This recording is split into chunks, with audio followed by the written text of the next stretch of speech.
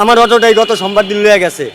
এরকম পুলিশ যদি জায়গায় জায়গায় চেক দিত, জায়গায় জায়গায় জিজ্ঞাসাবাদ হইতো, তাহলে চোররা ডরাইতো। এখন মানে বুক ফুলে এরা যেমনি স্বাধীন রাষ্ট্র পায় স্বাধীন বেলে চুরি করতেছে।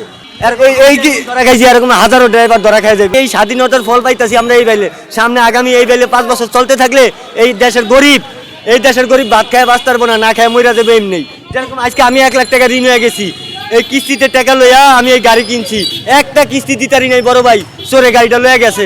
তো এরকম আর গরিব মানুষের মনে করেন দেখতে শুনতে এরা পুরো ডিভিনশিলের লোক, এরকম মানে পুলিশের লোক, এদের কোনো জিজ্ঞাসাবাদ নাই, কোনো কিচ্ছু নাই।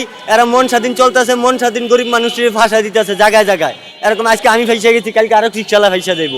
এই যে আমরা যে সাধারণ অটো চালাইতেছি, সাধারণ মানুষ এখন আগে জায়গায় জায়গায় যেরকম আমরা গাড়ি লয়ে গেলে দেখা গেছে ড্রাইভারের প্রশ্ন করা হইতো, পুলিশ যাত্রীরে প্রশ্ন করা হইতো কই জায়গাতে আইসেন, কই যাইতেছেন। এখন এইসব প্রশ্ন পুলিশ এতিমের মতো খাড়ায় থাকে, কিন্তু সাধারণ যে জনগণ এই যে গাড়ি ড্রাইভার যে চালায় যাইতেছে, এরা কি বেলকামি দিব কি দিব না, এর সাথে কিছু আছে কি নাই, এরকম বেলকামি দেখে মনে করেন জায়গায় জায়গায় অটো চুরি করে লইয়া যেতেছে।